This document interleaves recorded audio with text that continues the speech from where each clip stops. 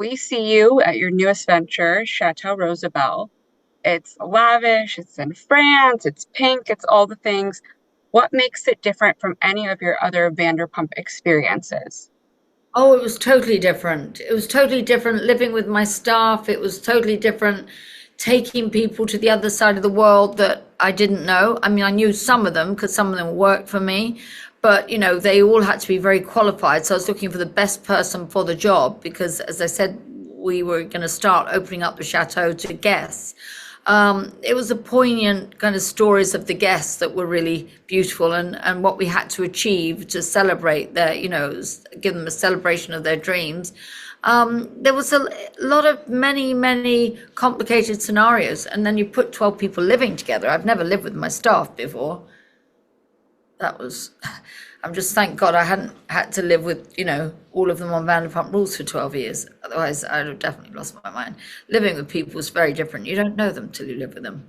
That's very true. I couldn't even imagine you living with the Vanderpump Rules kids.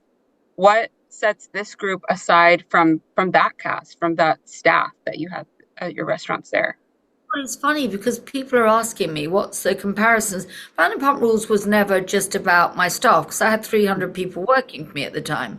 It was about a group of friends that were in existence and how kind of fascinating their dynamics was. And then slowly a couple of them added, Lala and James. But it was never really just about the staff. Otherwise, it would have been a much broader show. This is about the staff and the guests.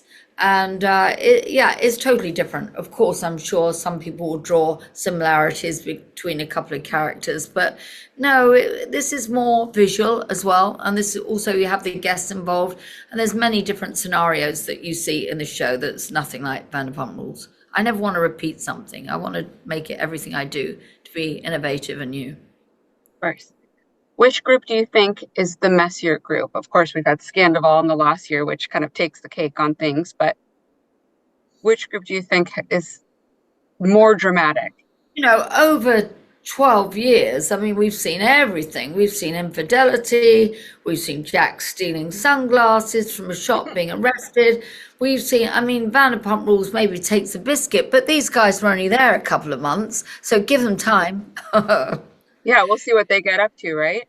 There was some, like a couple of them were pretty eccentric in this one.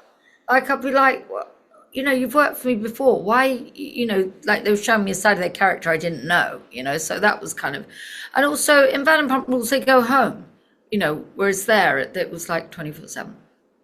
Yeah, it's a whole different kind of supervision they had to be under, I feel like. Yeah, and they were naughty. They were definitely naughty, at least from what I've seen so far. Not too naughty because we had successful guest experiences, Yes. but naughty enough to give me major anxiety. Well, a quick question about Vanderpump Rules. Do you think in this season we've had the mid-season trailer come out and we see Ariana and Tom come face to face?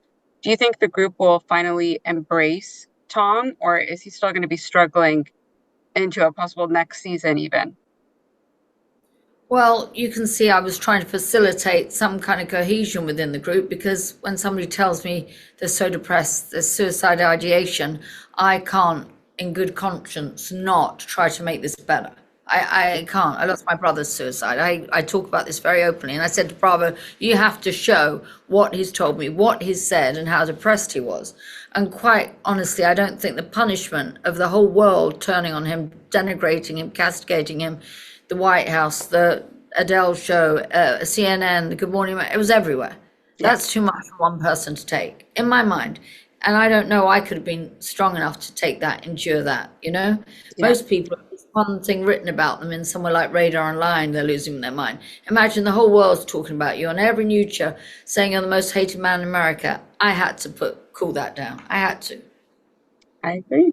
Well, thank you. All Go of ahead. them, I have come to love them all, and I feel responsibility for them all. So not so much in Vanderpump Villa, but I was getting there. I was like trying to manage things Hmm. because, I feel as a matriarchal figure, a mentor, young people often, they need guidance. So yes. So Anyway, Well, it's complicated, but you'll love it. It's very pretty. It's very delicious. Once you check in after episode 10, you'll be like, I don't want to go home.